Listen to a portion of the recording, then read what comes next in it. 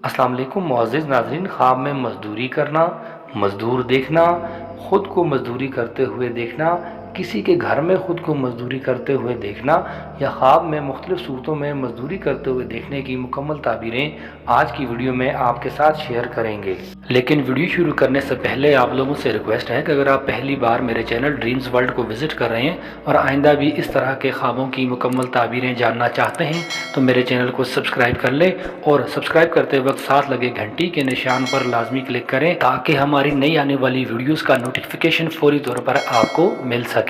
मुअज़्ज़िज़ नाज़रीन, हज़रत इब्न सीरीन रहमतुल्लाह अलैह ने फरमाया है कि अगर कोई शख्स ख्वाब में देखे कि मज़दूर इसके घर में हैं और काम करते हैं तो दलील है कि इसका बादशाह के ख्वाहिशों से झगड़ा होगा और उनसे जुदाई ढूंढेगा।